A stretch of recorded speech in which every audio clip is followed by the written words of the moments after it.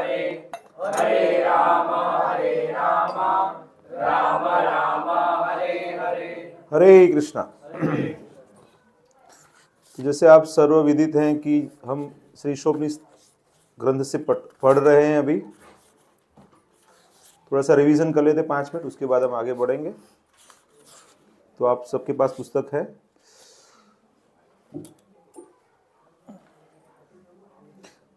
ओम पूर्णमदः पूर्णमिदं पूर्णात् पूर्णमुदच्यते पूर्णस्य पूर्णमादाय पूर्णमेवावशिष्यते। भगवान परिपूर्ण हैं और चूंकि वे पूरी तरह से पूर्ण हैं, अतएव उनसे होने वाले सारे उद्भव, जैसे कि यह दृश्य जगत पूर्ण इकाई के रूप में परिपूर्ण है। पूर्ण से जो कुछ उत्पन्न होता है वह भी अपने आप में पूर्ण होता है। चूंकि वे संपूर्ण हैं, अतएव उनसे यद्यपि न जाने कितनी पूर्ण इकाइयां उद्भूत होती हैं, तो भी वे पूर्ण रहते हैं। उसका मतलब है एक में से 0 निकाल दो तो भी, एक में से 1 निकाल दो तो भी 0 नहीं होता, 1 रहता है, मतलब पूर्ण रहता है वो। मंत्र 1। ईशावास्यमिदं सर्वं यत्किंचित् जगत्यां जगत् तेन त्यक्तेन भुञ्जिथा मा गृधः कश्चिद्धनम्। इस ब्रह्मांड के भीतर की प्रत्येक जड़ अथवा चेतन वस्तु भगवान द्वारा नियंत्रित है और उन्हीं की संपत्ति है। अतएव मनुष्य को चाहिए कि अपने लिए केवल उन्हीं वस्तुओं को स्वीकार करे जो उसके लिए आवश्यक हैं और जो उसके भाग के रूप में नियत कर दी गई है। मनुष्य को यह भली भांति जानते हुए कि अन्य वस्तुएं किसकी हैं, उन्हें स्वीकार करना चाहिए नहीं। मंत्र 2। कुर्वन्नेवेह कर्माणि जिजीविषेच्छतं समा एवं त्वयि नान्यथेतोस्ते न कर्म लिप्यते नरे। यदि मनुष्य इस प्रकार निरंतर कार्य करता रहे तो वह सैकड़ों वर्षों तक जीने की आकांक्षा कर सकता है, क्योंकि इस प्रकार का कार्य उसे कर्म के नियम से नहीं बांधेगा। मनुष्य के लिए इसके अतिरिक्त कोई दूसरा मार्ग नहीं है। मंत्र 3। असूर्या नाम ते लोका अंधेन तमसावृताः तांस्ते प्रेत्याभिगच्छन्ति ये के चात्महनो जनाः। आत्मा का हनन करने वाला, चाहे वह कोई भी हो, उन लोकों में अवश्य प्रवेश करता है जो अश्रद्धालुओं के जगत के नाम से विख्यात हैं और अंधकार तथा अज्ञान से भरे हैं। मंत्र 4। अनेजदेकं मनसो जवीयो नैन देवाप्नुवन् पूर्वमर्षत् तद्धावतोऽन्यान्येति तिष्ठत् तस्मिन्नपो मातरिष्वा दधाति।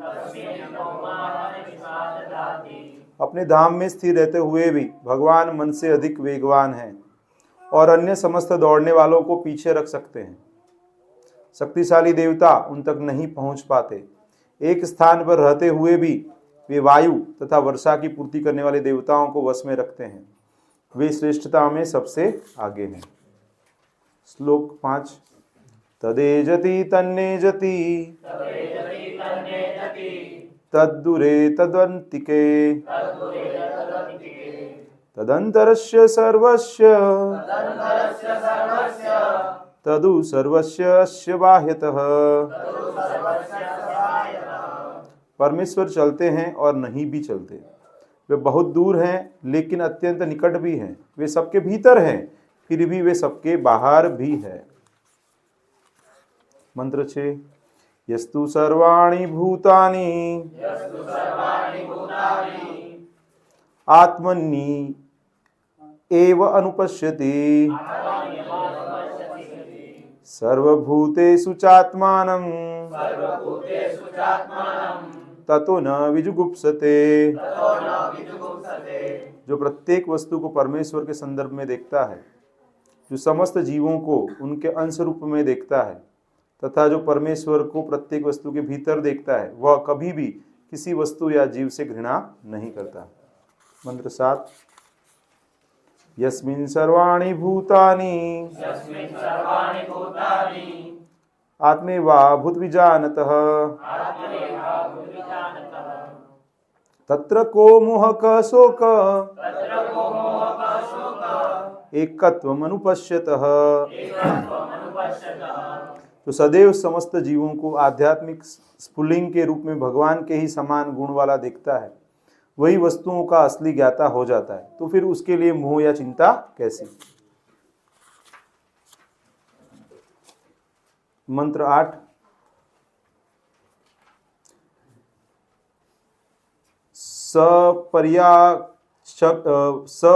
पर्यगाच्छुक्रम अकायमव्रणम् अस्नावीरं शुद्धम अपापविद्धम् कविर्मनीषी परिभू स्वयंभूर् याथा तथ्यत अर्थान व्यदधात शाश्वतीभ्य समाभ्यः।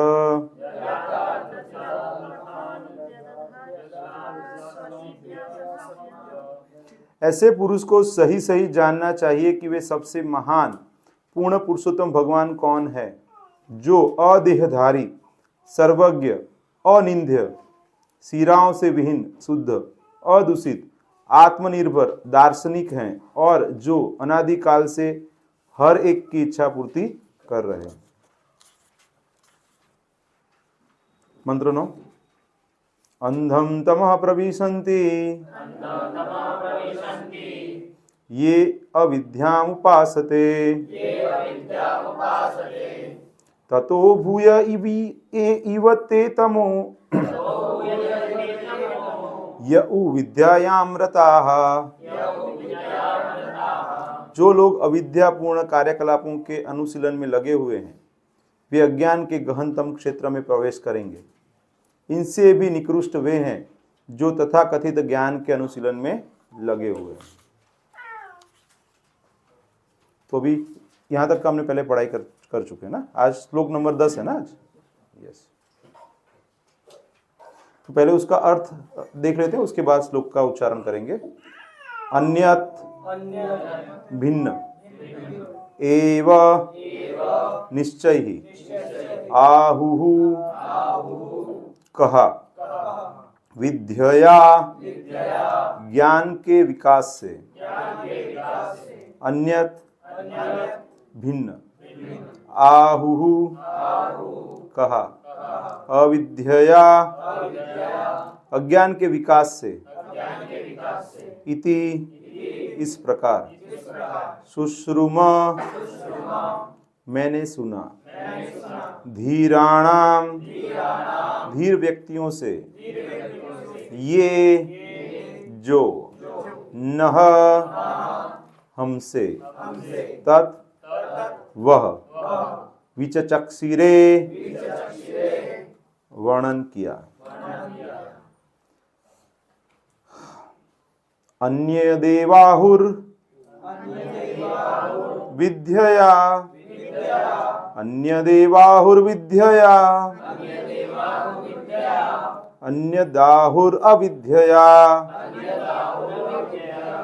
अन्य देवाहुर्विद्यया विद्यया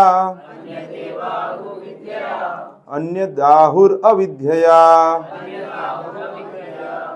इति शृणुम धीराणाम ये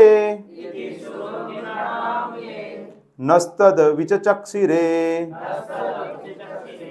अन्य देवाहुर्विद्यया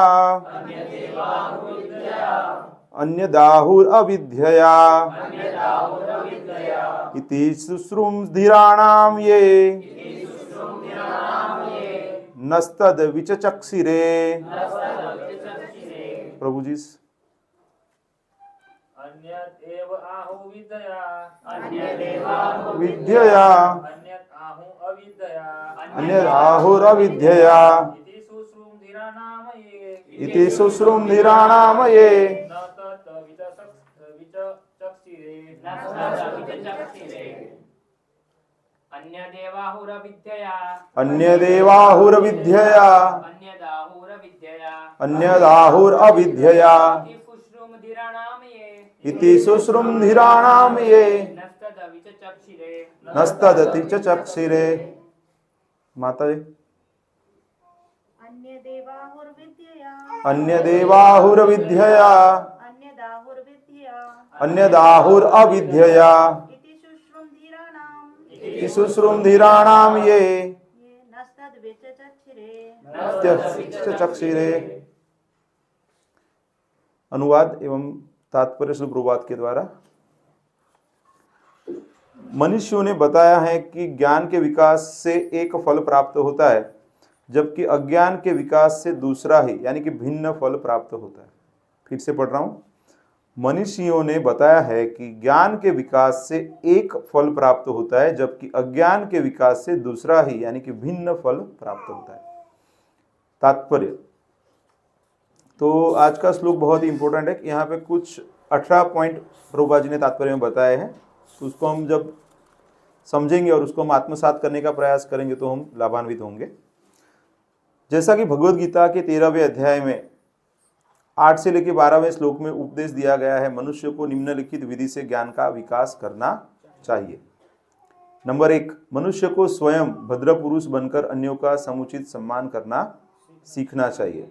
2, मनुष्य को केवल नाम तथा यश के लिए कभी धर्मात्मा का स्वांग नहीं करना चाहिए। नंबर 3, मनुष्य को अपने शरीर के कार्यों, अपने मन के विचारों या अपने वचनों से कभी दूसरों की परेशानियों का कारण नहीं बनना चाहिए। नंबर 4, मनुष्य को अन्यों के द्वारा उकसाए जाने पर भी धैर्य बनाए रखना सीखना चाहिए। नंबर 5, मनुष्य को अन्यों के साथ व्यवहार में छल करने से बचना सीखना चाहिए। नंबर 6, मनुष्य को ऐसा प्रामाणिक गुरु खोजना चाहिए जो उसे क्रमशः आध्यात्मिक साक्षात्कार की अवस्था तक ले जा सके। उसे ऐसे गुरु का शरणागत बनकर उनकी सेवा करनी चाहिए और यथावश्यक प्रश्न पूछने चाहिए। जो तद्विधि प्रणिपाते न, जो श्लोक में बताते वही चीज यहाँ पे अच्छे से बताई हुई है। नंबर 7, आत्म साक्षात्कार के पद तक पहुंचने के लिए मनुष्य को प्रामाणिक शास्त्रों द्वारा निर्दिष्ट विधि विधानों का पालन करना चाहिए। नंबर 8, मनुष्य को प्रामाणिक शास्त्रों के सिद्धांतों में दृढ़ रहना चाहिए। नंबर 9, मनुष्य को आत्म साक्षात्कार में बाधक आदतों को पूर्णतया छोड़ देना चाहिए, मतलब अनर्थ निवृत्ति। मनुष्य को शरीर के पालन के लिए आवश्यकता से अधिक ग्रहण नहीं करना चाहिए, यानी अत्याहार से दूर रहना चाहिए। 11, मनुष्य को न तो स्थूल देह को अपना स्व मानना चाहिए, न ही इस शरीर से संबंधित लोगों को अपना मानना चाहिए। नंबर 12, मनुष्य को सदैव स्मरण में रखना चाहिए कि जब तक उसके पास भौतिक शरीर है तब तक उसे जन्म मृत्यु जरा तथा व्याधि को भोगना पड़ेगा। देह के इन कष्टों से छुटकारा पाने के लिए योजनाएं बनाने से कोई लाभ नहीं है। सर्वोत्तम मार्ग यही है कि उस साधन की खोज की जाए जिससे आध्यात्मिक स्वरूप पुनः प्राप्त हो सके। नंबर 13, मनुष्य को आध्यात्मिक उन्नति के लिए जीवन की जितनी आवश्यकता है उससे अधिक के प्रति आसक्त नहीं होना चाहिए। नंबर 14, मनुष्य को स्त्री, संतान तथा घर के प्रति शास्त्रों की आज्ञा से अधिक आसक्त नहीं होना चाहिए। 15, मनुष्य को मन द्वारा उत्पन्न इष्ट या अनिष्ट की भावनाओं से सुखी या दुखी नहीं होना चाहिए। 16, मनुष्य को भगवान श्री कृष्ण का अनन्य भक्त बनना चाहिए तथा पूर्ण मनोयोग से उनकी सेवा करनी चाहिए। मनुष्य को शांत वातावरण में किसी ऐसे निर्जन स्थान में रहने की रुचि उत्पन्न करनी चाहिए जो आध्यात्मिक अभ्यास के लिए अनुकूल हो और जहां अभक्तों का प्राधान्य हो उन स्थानों से उसे बचना चाहिए। मतलब सिटी लाइफ प्रतिकूल है, ऐसा यहाँ पे बताया जा रहा है। 18, मनुष्य को वैज्ञानिक या दार्शनिक बनना चाहिए और आध्यात्मिक ज्ञान के विषय में शोध करनी चाहिए। मतलब विज्ञान का मतलब है आध्यात्मिक ज्ञान, और जो भौतिक ज्ञान है उसको जो हम विज्ञान बोलते हैं वो सामान्य ज्ञान है, वो विज्ञान नहीं है। तो मनुष्य को वैज्ञानिक या दार्शनिक बनना चाहिए और आध्यात्मिक ज्ञान के विषय में शोध करनी चाहिए और यह मानना चाहिए कि आध्यात्मिक ज्ञान स्थायी है, वो बदलता नहीं है, जबकि भौतिक ज्ञान शरीर की मृत्यु के साथ ही समाप्त हो जाता है। तो इसको ऐसा आइडियली क्या करना चाहिए, वो लिख के फिर हर रोज पढ़ना चाहिए हमें। मतलब सार जैसा है ना, सब पूरा एकदम बताया हुआ है, मतलब कैसे जीवन जीना चाहिए। तो कई बार मैं सोचता हूं ऐसे, तो कि इच्छा करता हूं, मतलब जैसे बोलता हूं इच्छा करनी चाहिए, तो मैं भी इच्छा करता हूं कि कब मैं ऐसा जीवन जी पाऊंगा। तो एटलीस्ट हम इच्छा करेंगे ना, तो भगवान की कृपा से धीरे धीरे हमारा जीवन वह दिशा में अग्रसर होगा। तो सबसे पहले इच्छा करनी चाहिए कि भक्तों के संग में ज्यादा से ज्यादा रहने की इच्छा करनी चाहिए। और जब हम भक्तों का संग करें तो फिर क्या करेंगे, प्रभुपाद के पुस्तकों का वितरण करेंगे, संकीर्तन करेंगे, उन पुस्तकों को पढ़ेंगे। और जब हम वो पुस्तकों को ज्यादा पढ़ेंगे तो क्या होगा, अपने आप ये सब चीजें हमारे जीवन में आने लगेगी। जीवन एकदम से तो परिवर्तित नहीं होगा, लेकिन भगवान फिर ऐसी व्यवस्था करेंगे। एकदम से तो हम त्याग या वैराग्य नहीं उत्पन्न कर सकते, आर्टिफिशियल नहीं करना चाहिए, लेकिन धीरे धीरे करेंगे तो क्या होगा, जो बंधन है उससे धीरे धीरे मुक्त हो जाएंगे और भगवान की भक्ति में और अधिक उत्साह से लग पाएंगे। तो अभी नेक्स्ट क्लास में मैं ये 18 पूछूंगा मैं आपको, तो आपको एटलीस्ट 5-7 तो आने चाहिए। 18 आ गए तो अच्छी बात है ना, उसको स्पेशल गिफ्ट मिलेगा। और 5-6 आ गए तो नॉर्मल है, उसको प्रसाद प्राप्त होगा। फिर जिसको नहीं आएगा उसको प्रसाद प्राप्त होगा, उसको बाकी का सब क्लीनिंग करके फिर जाना है, कुछ तो सेवा मिलेगी उसको भी। प्रसाद सबको प्राप्त होगा, चिंता मत कीजिए। नहीं तो कुछ लोग आएंगे ही नहीं कि वो प्रसाद भी प्राप्त नहीं होने वाला है, गिफ्ट भी नहीं मिलने वाला है। तो ये 18 बातें मिलकर एक क्रमिक प्रक्रिया का निर्माण करती हैं जिसके द्वारा असली ज्ञान विकसित किया जा सकता है। लेकिन इससे भिन्न अन्य सारी विद्या अविद्या की कोटि में मानी जाती है। मतलब हम जो भी सामान्यतया जो भी सीखते हैं तो वो अविद्या है, क्योंकि वो भगवान से दूर लेके जा रहा है। महान आचार्य श्रील भक्ति विनोद ठाकुर के मतानुसार भौतिक ज्ञान के सारे भेद माया के बाह्य स्वरूप मात्र हैं और इनके विकास से कोई भी व्यक्ति एक गधे से बेहतर नहीं बन पाता। ये भक्ति विनोद ठाकुर बता रहे हैं, जो बहुत बड़े मैजिस्ट्रेट थे, पढ़े लिखे थे, ऐसा नहीं है कि वो अनपढ़ थे, फिर भी वो बता रहे हैं कि ये सब इसमें ज्यादा विकास करेंगे तो कुछ ज्यादा फर्क नहीं है, गधे से बेहतर नहीं बन पाए। यही सिद्धांत यहाँ श्रीशोपनिषद में पाया जाता है। भौतिक ज्ञान की प्रगति से आधुनिक आदमी केवल गधा बनता जा रहा है। मतलब अभी कुछ मेडिकल रिप्रेजेंटेटिव मुझे मिलने आते हैं, तो उनके जो बॉस रहते हैं ना, वो ज्यादातर बॉम्बे से आते हैं। मतलब जो उनके जो सीनियर्स रहते हैं ना, तो उनका पोस्टिंग ज्यादातर बॉम्बे में रहता है, तो उनकी डेफिनेटली सैलरी तो अच्छी रहेगी, लेकिन वो बोलते हैं कि उनका एवरेज 2 से 2.5 घंटे का समय जॉब की जगह पे जाने में और उतना ही समय उनको वापस आने में जाता है। समझ सकते हैं आप, ट्रैवल में उतना टाइम जाता है। और बताते हैं कि वो कहीं पे भी पार्किंग नो पार्किंग पता नहीं चलता तो टो हो जाते हैं उनका कार या उनका 2 व्हीलर या 4 व्हीलर जो भी है।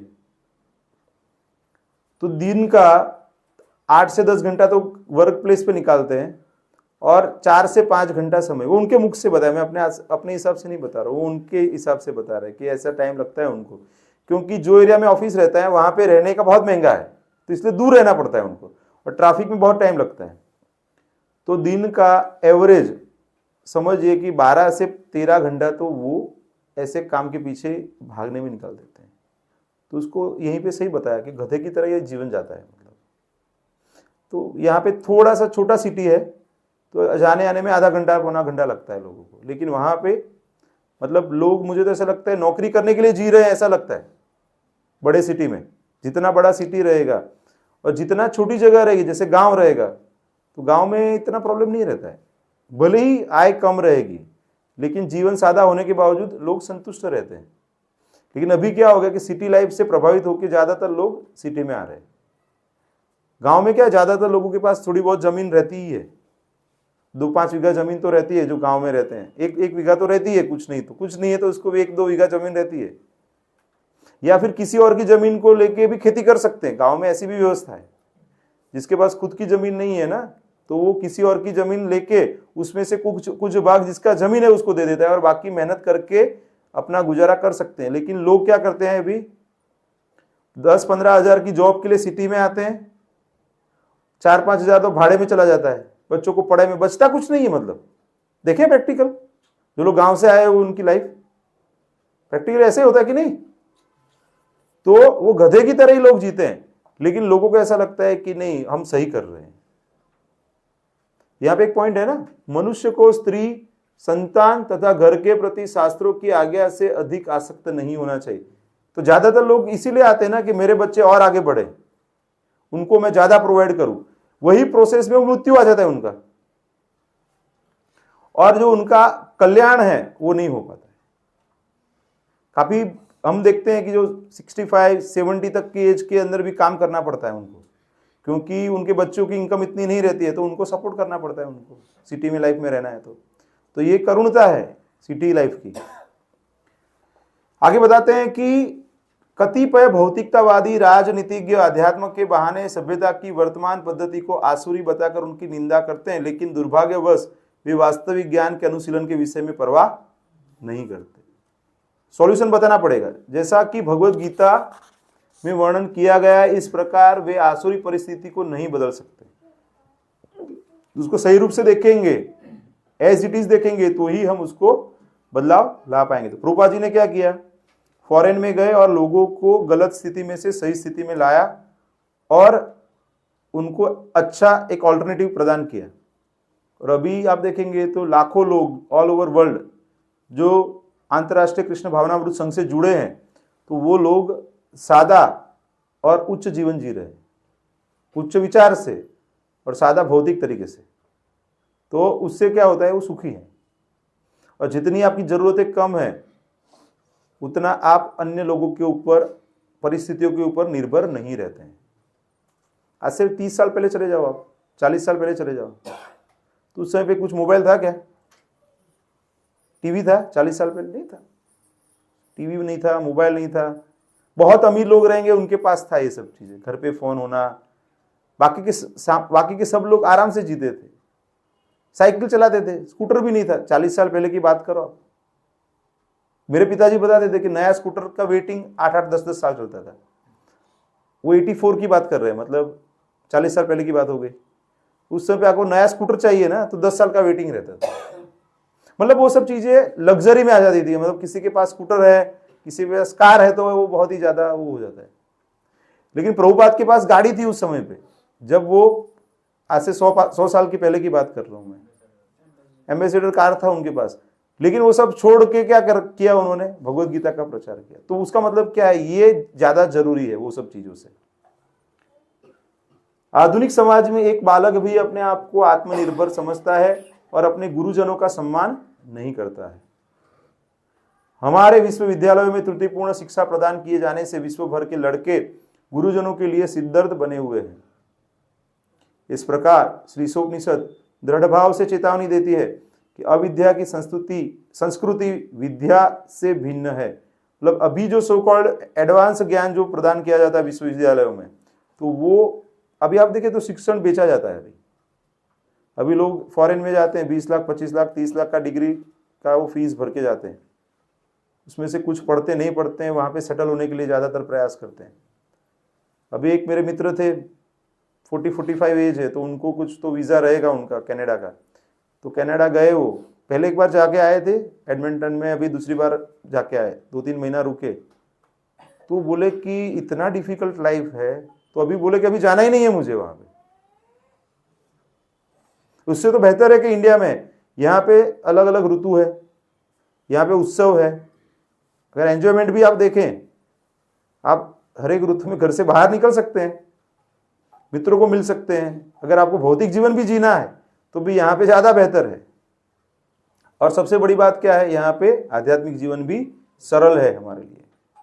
यहाँ पे इतने सारे धार्मिक त्योहार चलते रहते हैं कि वो कुछ न कुछ तरीके से हम उसमें जुड़ सकते हैं। तो आगे बताते हैं कि वो जो विश्वविद्यालय हैं वो अविद्या के ही केंद्र हैं।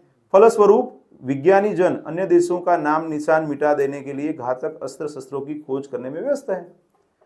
तो ऐसे ऐसे शोध कर रहे हैं ना, ये अलग अलग प्रकार के बॉम्ब बनाते हैं, परमाणु बॉम्ब बनाते हैं, अणु बॉम्ब बनाते हैं, मिसाइल्स बनाते हैं। आज विश्वविद्यालय के छात्रों को न तो ब्रह्मचर्य की नियमों की शिक्षा दी जाती है, न ही शास्त्रीय आदेशों में उनकी श्रद्धा रह गई है। मतलब वो उसको ऑर्थोडॉक्स मानते हैं, जो लोग ये सब शास्त्र पढ़ते बोले वो पुराने विचार वाले हैं।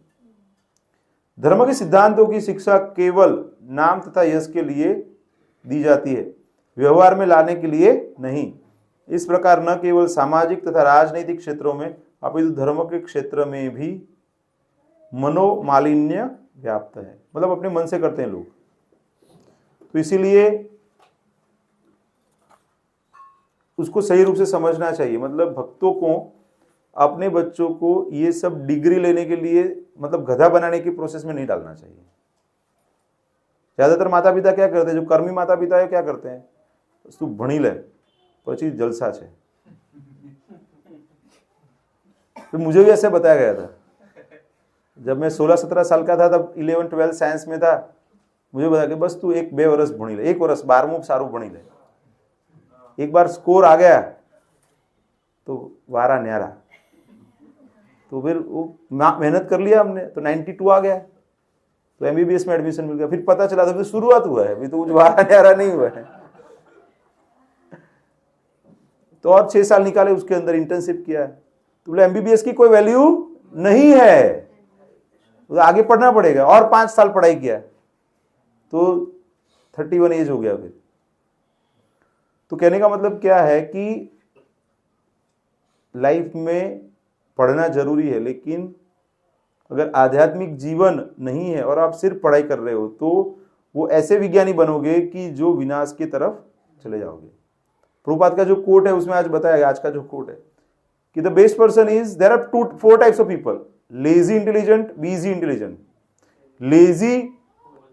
Lazy fool and busy fool. तो जो लेजी इंटेलिजेंट है वो सबसे अच्छा है और बिजी फुल है सबसे खराब है। समझ रहे हैं? तो वो समझना चाहिए हमें।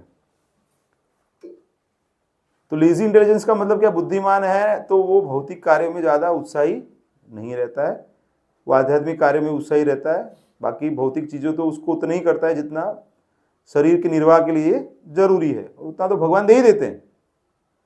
तो मैं जब करता हूँ सुबह में, तो मेरे घर के बाहर आम्र वृक्ष है, कदम का वृक्ष है, तो मैं देखता हूँ तो चिड़िया रहती है, वो सब उड़ती रहती है। तो वो तो कोई जॉब करने नहीं जाती है, उसका निर्वाह हो रहा है ना। तो आपको मैं जॉब छोड़ने की बात नहीं कर रहा हूं, लेकिन वो इकट्ठा नहीं करती है ना। बता देना, अत्याहार प्रयासस्य प्रजल्पो नियमाग्रह जन संघर्ष लोल्यस्य षड्वीर भक्ति विनश्यति। तो यहां पे एक मुद्दा वो भी आया था ना, अत्याहार वाला मुद्दा आया था कि ज्यादा से इकट्ठा करना। तो मैं कई बार भगवान को प्रार्थना भी करता हूं कि बहुत ज्यादा मत दे देना, टेंशन रहता है फिर वो संभालने का। वो बीच में कुछ पैसे आए थे तो मैंने गलत जगह पे इन्वेस्ट कर दिए, तो फंस गए अभी। तो अगर वो नहीं रहते तो मैं नहीं करता था ना, समझ रहे हैं आप। किसी मित्र को दे दिए मैंने कि भाई चलो उसको बिजनेस के लिए चाहिए, अभी वो भी फंस गया है, मैं भी, मेरे पैसे भी फंस गए। अभी अगर वो नहीं रहते थे तो मुझे वो सोच भी नहीं आता ना। तो कहने का मेरा मतलब क्या है, अगर आपके पास उतना ही रहेगा जितना आपके लिए पास जरूरी होना चाहिए, आपकी बेसिक आवश्यकताएं पूरी हो जाए, और कुछ ऐसी कुछ विपरीत परिस्थिति है उसके लिए आपके पास बचा के होना चाहिए, दैट्स ऑल। नहीं तो क्या होगा कि वो आपका जो धन है वो आपको परेशान करेगा। एक्सेस जो भी है ना, अति सर्वत्र प्रसाद भी इसलिए बहुत ज्यादा नहीं लेना चाहिए। फिर क्या होता है, मुन्ना प्रभु कभी आपको प्रसाद जबरदस्ती दे दे तो क्या हालत होती है? ऋषिकेश प्रभु सुन रहे हैं क्या? अभी वो बाहर है। तो अति की गति अच्छी नहीं है, तो सब क्या मॉडरेट वे में होना चाहिए। यहां पे बताते हैं कि जन सामान्य द्वारा अविद्या के अनुशीलन में के फलस्वरूप संसार के विभिन्न भागों में राष्ट्रीयता का विकास हुआ है। कोई भी यह नहीं सोचता कि यह छोटी सी पृथ्वी पदार्थों का एक पिंड मात्र है जो अन्य अनेक पिंडों के साथ साथ असीम अंतरिक्ष में तैर है। मतलब हम चींटी के समान भी नहीं है, बहुत पिंड है ऐसे जिसको भगवान ने सिस्टम में डाल दिया है, ऑटो सिस्टम में डाल दिया, तो चल रहा है सब। जो अन्य अनेक पिंडों के साथ साथ असीम अंतरिक्ष में तैर रहा है। अंतरिक्ष की व्यापकता की तुलना में ये भौतिक पिंड वायु में धूल कणों के समान है। तो अभी उस धूल कणों के ऊपर हम अपने आप को समझते हैं कि हम बहुत बड़े हैं, मतलब हम सो एंड सो, हमारा एक बड़ा देश है, हमारा बड़ा राज्य है, हमारा बड़ा सिटी है, हमारा बड़ा सोसाइटी है, हमारा घर भी बड़ा है, हम बड़े हैं, मतलब। तो यहाँ पे प्रभुपाद जी समझाने का प्रयास करते हैं हम कुछ भी नहीं, चींटी भी नहीं है, मतलब उसके कंपैरिजन में देखेंगे तो कुछ भी नहीं है हम लोग। तो अतः वे अंतरिक्ष में तैरते रहने के लिए समस्त आवश्यकताओं से पूरी तरह से सुसज्ज भगवान ने बनाया है। हमारे अंतरिक्ष यानों के चालक अपनी उपलब्धियों पर भले ही अत्यंत गर्वित हों, लेकिन वह ग्रह कहलाने वाले इन विशाल अत्यधिक विराट अंतरिक्ष यानों के परम चालक के विषय में विचार नहीं करते। न्यूटन का एक उदाहरण आता है कि भाई न्यूटन के एक मित्र थे जो नास्तिक थे। तो एक बार उनके वहां पे प्रयोगशाला में आते तो देखते ऐसा यंत्र है कि जिसको चाबी लगाने से पूरे ग्रह मंडल अपने आप वही पेज से चलता है जिस पेज से ये चलना चाहिए, वैसे ही गति करता है। तो बोले किसने ये अद्भुत यंत्र बनाया? तो बोले अपने आप आ गया, वो किसी ने बनाया। अरे ऐसे थोड़ी हो सकता है, किसी ने तो बनाया होगा ना। नहीं ऐसे ही आ गया। तो बोला आप मुझे मूर्ख मानते हो, किसी ने बनाया रहेगा, आप बताओ किसने बनाया। तो बोले कि तुम मूर्ख हो कि ये जो रियल बनाया हुआ है ये तो उसका प्रतिकृति है, जिसको बनाया हुआ है उसको तुम स्वीकार नहीं करते हो कि उसको बनाने वाला कोई चाहिए। इसका अगर बनाने वाला होना चाहिए तो ये ओरिजिनल है, उसको बनाने वाला भी कोई होना चाहिए ना।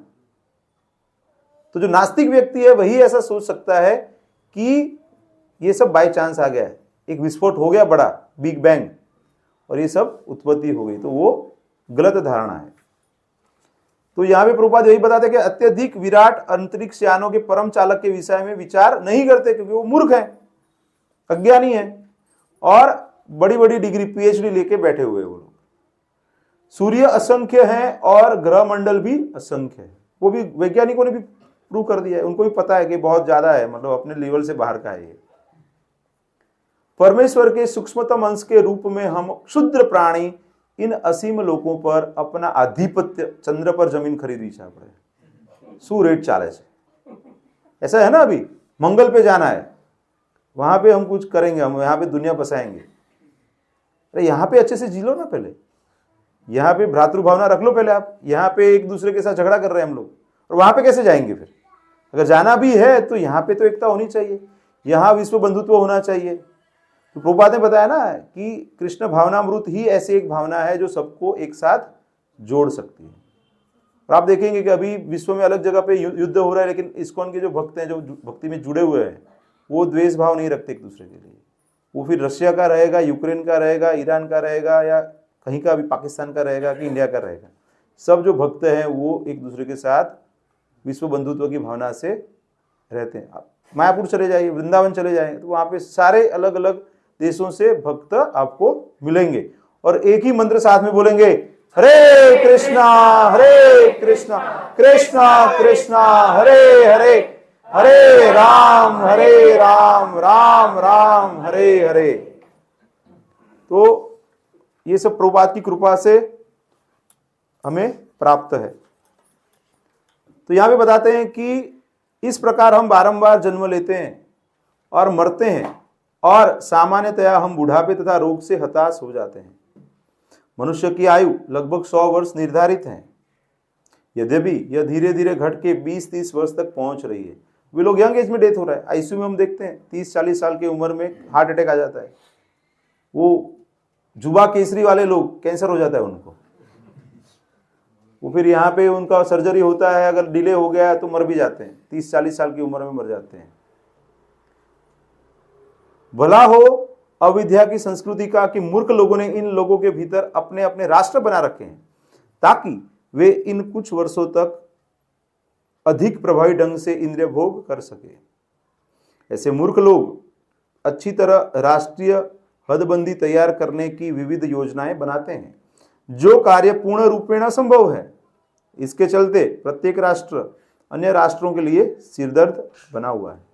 किसी भी राष्ट्र की 50% से अधिक शक्ति सुरक्षा साधनों में लगी होने के कारण व्यर्थ चली जाती है। अभी आप देखिए, अगर हमारा सैलरी है 100 रुपये, अभी 100 रुपये में से 50 रुपये तो हमको क्या संरक्षण में लग जाएंगे, तो बाकी की चीजों के लिए बहुत कम पैसे रहेंगे ना। लेकिन अगर हमारी सबकी भावना अच्छी रहेंगी तो संरक्षण में इतना खर्चा नहीं करना पड़ेगा। तो बाकी के जो रिसोर्सेस है उसको नागरिकों के लिए अच्छी तरीके से प्रावधान कर सकते हैं। तो यहां पे बताते हैं कि वास्तविक ज्ञान के अनुशीलन की कोई परवाह नहीं करता, फिर भी लोगों को भौतिक तथा आध्यात्मिक ज्ञान में उन्नति करने का झूठा गर्व है।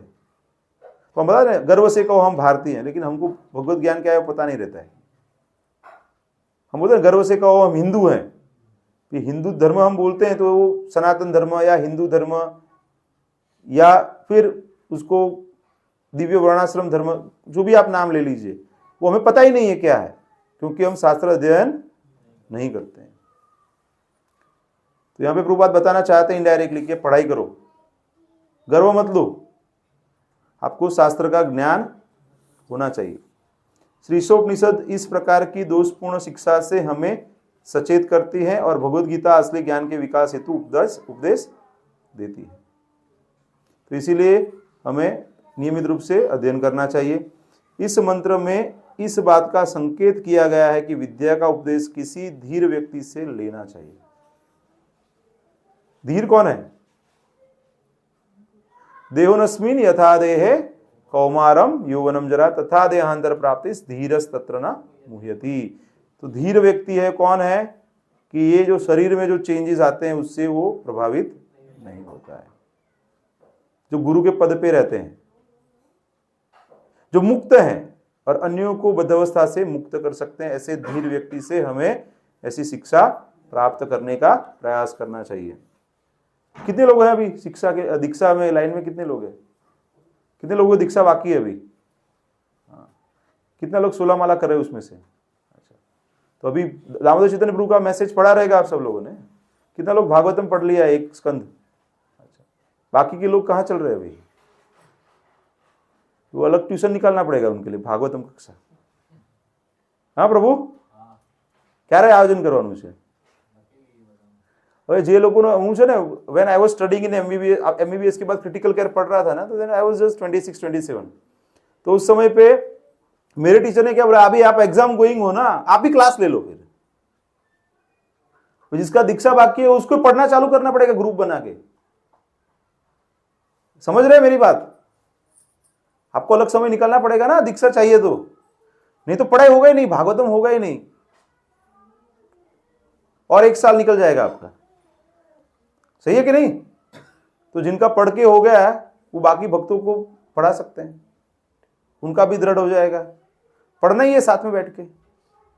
अभी लास्ट वीक में अपने यहाँ पे करजन के कुछ भक्त हैं, रामगति प्रभु और वो सब हैं, तो वो रामायण पढ़ते हैं हर रोज 9 से 9:30।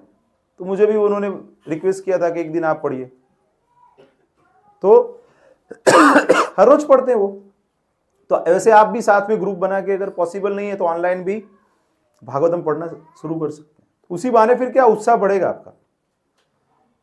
अभी मैंने और एक प्रोग्राम चालू किया है, जो मारुति फ्लैट में होता था ना, वहां पे जो वयस्कों के लिए, तो वहां पे 2-3 फैमिली हैं, तो मैं सैटरडे को साधना प्रोग्राम चालू किया वहां पे। वो संडे को बोल रहे थे, बोले संडे का हमारा फिक्स है यहाँ पे, तो बोले दूसरा दिन रखते, तो सैटरडे रखा है। तो आधा घंटा हम जप करते हैं और आधा घंटा भागवतम पढ़ते हैं। तो ऐसे करना पड़ेगा आपको। तो कौन अगुवाई करेगा? जिसका दीक्षा नहीं हुआ उन भक्तों के लिए कौन करेगा ये? हाथ ऊपर करो प्रभु अभी। हाँ, ऐसा करना पड़ेगा ना फिर, ठीक है ना प्रभु? तमें झूलो जो प्रभु,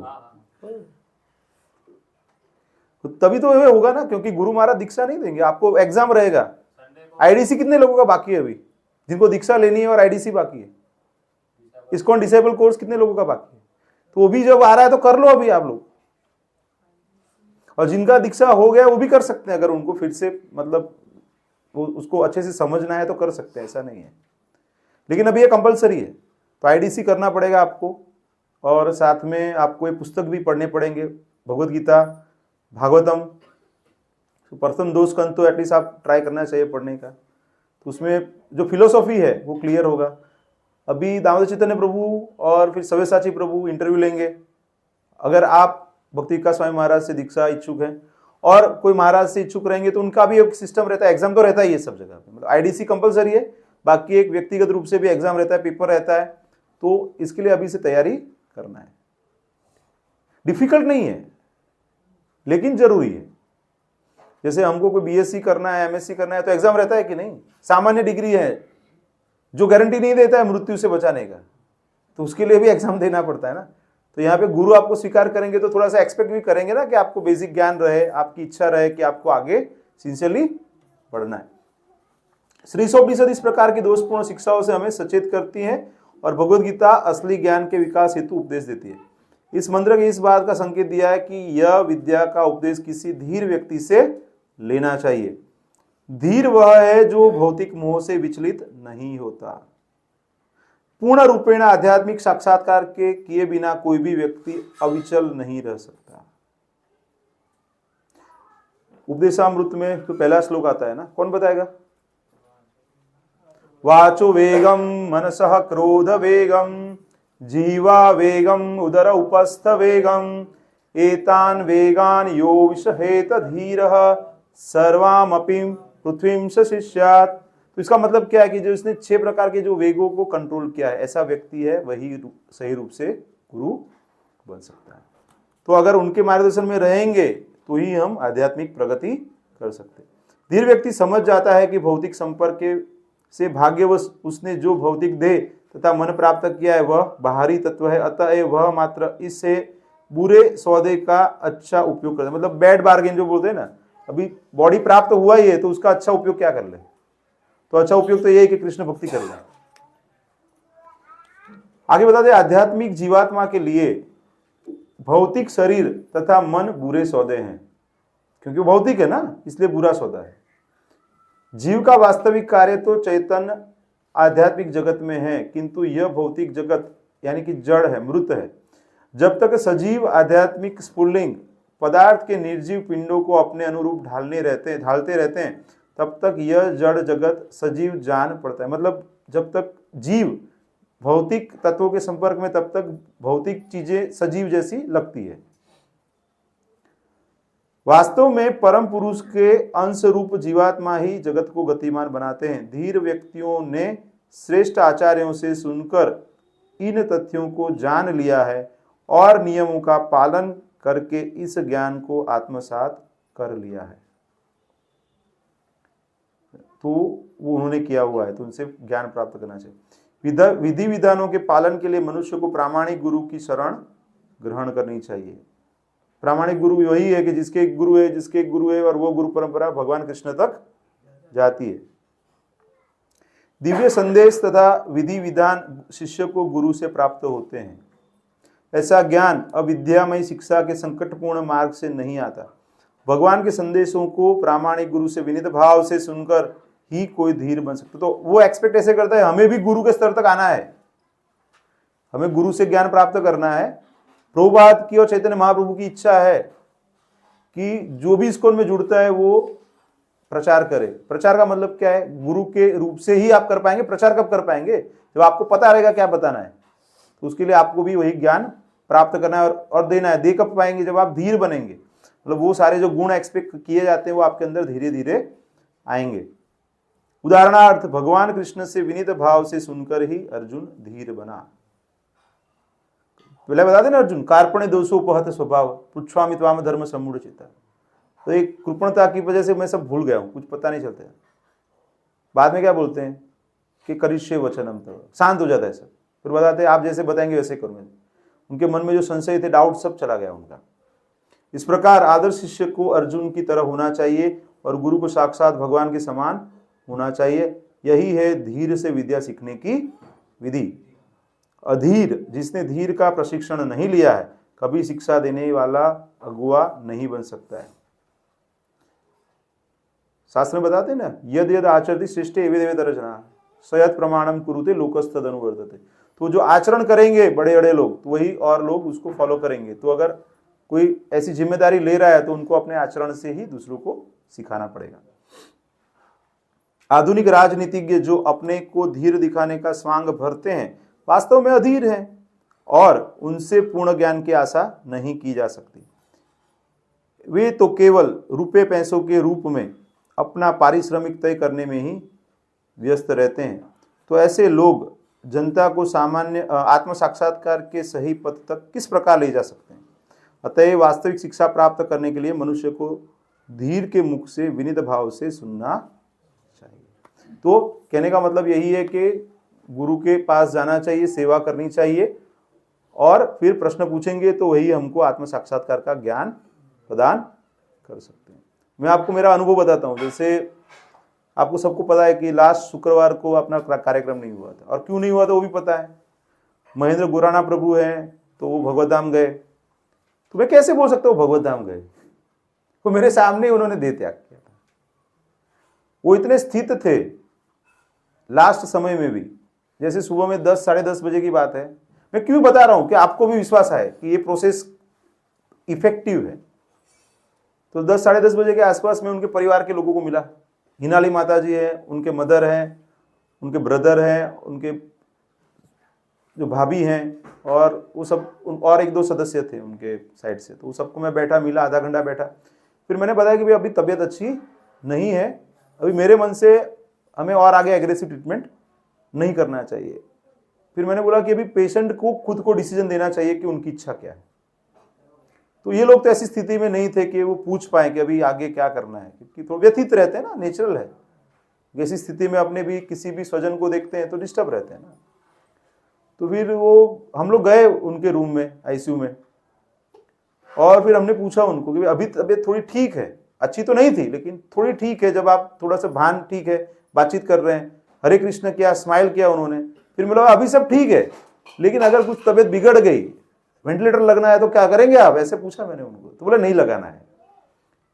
फिर समझिए कि उस दिन मुझे अपना जो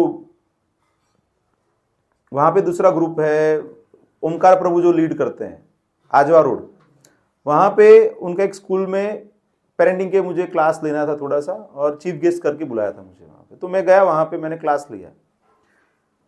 तो 3:30 बजे तक मैं फ्री हो गया। तो ऐसे तो मैं रुकने वाला था आधा एक घंटा वहां पे, लेकिन पता नहीं मुझे ऐसे क्या विचार आ गया। तो मैंने बोला अभी निकलना है मुझे। तो फिर मैं निकल गया वहां से। तो मैं घर जाने के बदले मैं डायरेक्ट पहुंचा हॉस्पिटल वापस। ऐसे कोई मुझे फोन नहीं आया था हॉस्पिटल से, लेकिन मैं हॉस्पिटल पहुंच गया। अब जब वैसे हॉस्पिटल पहुंचा तो महेंद्र गुराना प्रभु के रूम में मैं गया तो लास्ट सांस चल रहे उनके। तो मैंने तुरंत परिवार के सभ्यों को बुलाया। तो सभी वहां पे भगवान की कृपा से मौजूद थे। तो माता जी, उनके मदर और उनके भाई भाभी सब लोग मौजूद थे। फिर हमने कुछ नहीं किया, हरे कृष्ण मंत्र का आधे घंटे तक जप किया सब लोगों ने। और माता जी जो उनके वाइफ है, मतलब महेंद्र गुराना प्रभु जी के जो वाइफ है माता जी हैं, उनकी पुत्री हिनाली माता जी हैं, और उनका पुत्र और उनके पुत्रवधू, सभी लोग इतने स्थिर थे। उनको पता है कि अब ये हमसे दूर जा रहे हैं। किसी के आंख में कोई आंसू नहीं था, और बहुत उच्च स्वर से हरे कृष्णा कृष्णा कृष्णा हरे हरे, हरे राम राम राम हरे हरे, आधे घंटे तक उन्होंने उच्चारण किया है। और लास्ट समय चला गया तब तक उन्होंने उच्चारण किया है। तो यही शक्ति भगवान प्रदान करते हैं कि जो परम भक्त रहते हैं उनका कल्याण होता है। तो उनको तो मैं बहुत अच्छे से पहचानता हूँ, क्योंकि हमारे वहाँ पे डायलिसिस के लिए आते थे प्रभु जी। उनका हीमोग्लोबिन सिर्फ 4 के आसपास रहता, 4-5 रहता था। काफी बार ब्लड चढ़ाना पड़ता था, 15-15 दिन में उनको ब्लड ट्रांसफ्यूजन करना पड़ता था। उतना तकलीफ के बावजूद भी प्रोग्राम में आते थे, बैठते थे, थोड़ा सा जितना सुन सके वो सुनते थे, और मतलब प्रैक्टिकल लाइफ जीते थे। और माता जी जो उनके धर्मपत्नी है, उनका जो स्ट्रेंथ मैंने देखा लास्ट समय में, तो उससे मुझे लगता है कि जो भक्ति में आते हैं ना, उसके अंदर ही वो स्ट्रेंथ आता है। अदरवाइज तो हमने मुक्कीने जता रहा हवे अमारू शू थशे, आવું रड़े, राइट और रॉन्ग। तो माता जी ने, मैं आज अभी मैं उनके घर पे जाके आया इधर, क्योंकि मैं नहीं जा पाया था, मेरे पास समय नहीं था, तो मैं नहीं जा पाया था। कल उनका बैठना था तो नहीं जा पाया था। तो मैं उनके घर पे 20 मिनट बैठ के आया। तो वहाँ पे भी थोड़ा सबको उपदेश दे के आया मैं वहाँ पे, कि आप लोग भी लग गए ऐसे, जैसे वो उदाहरण रूप लास्ट समय में भगवान का नाम घर के सभी लोग कर रहे हैं। और माता जी क्या बोले, मैंने बोला आपका अच्छा स्थिरता रखते, बोले रखनी है ना, उनका गति अच्छा होना चाहिए, भगवान की गति, भगवान के प्रति गति होनी चाहिए। अगर हम रोएंगे तो वो हमको देखेंगे, तो हमारी भावनाओं से वो उनका मन भी वापस भौतिक चीजों में आ सकता है। तो ये एक धर्मपत्नी बता रहे हैं कि जो 40 साल उनके साथ रहे हैं, 40-42 साल उनके साथ रहे हैं, फिर भी तो क्या हम लोग उस लेवल पे आए हैं कि नहीं? अगर नहीं आया तो उसके लिए हमें प्रयास करना है। वो आई थिंक कितने 1-2 साल से आ रहे हैं ना भक्ति में हमारे यहाँ पे, लेकिन काफी प्रगति की है उन्होंने। माता जी अभी 16 माला रेगुलर कर रहे हैं अभी ये समझिए विधि चल रही है, सब घर में भागदौड़ चलती रहती है कुछ ना कुछ, फिर भी वो हर रोज 16 माला अभी भी कर रहे, उतना उनका भगवान के नाम में विश्वास बढ़ गया है। तो आप सबको भी मैं ये नम्र विनती करूंगा कि आप भी ये अनुभव से सीखिए। ये जो दृष्टांत है ना, ये भागवतम ही है। जो भागवतम में बड़े बड़े भक्तों का वृत्तांत आता है ना, तो हमारे आसपास भी ऐसे काफी भक्त हैं जिनके जीवन से हम सीख सकते हैं। क्योंकि क्या है, प्रहलाद महाराज को तो हमने कभी देखा नहीं, सुना है ना, लेकिन इनको तो हमने देखा है, प्रैक्टिकली उन्होंने करके दिखाया कि वो पॉसिबल है। लास्ट समय में अपने जो स्वजन हैं उनके लिए बहुत अच्छे से प्रार्थना की, कोई भी विचलित नहीं हुआ, और उसके बाद भक्तों ने भी आई थिंक 2-3 घंटे कीर्तन हुआ था ना, मतलब शाम को भी कीर्तन हुआ और जब उनकी अंतिम यात्रा थी तब भी कीर्तन हुआ था। तो ये हम उससे समझ सकते हैं कि अगर घर में कोई भक्त है तो उनका कल्याण अवश्य होता है। अभी मुझे भी ध्यान में नहीं आता था कि मैं कैसे वहां पे पहुंचा। वो भगवान की योजना ऐसी होती है कि भगवान आपको वैसे वहां पे पहुंचा देते हैं कि आप वैसे, नहीं तो क्या होता, अगर मैं नहीं पहुंचा रहता तो हार्ट बंद होता, तो कंप्रेशन चालू होता था, दवाइयां दी जाती थी, वही होता था। मैंने बोला कुछ नहीं करना है, भगवान का नाम लेना है। तो अगर आपके जीवन में भी, आपके परिवार के सभ्य के जीवन में भी ऐसी कोई स्थिति आती है तो क्या करना है लास्ट समय में?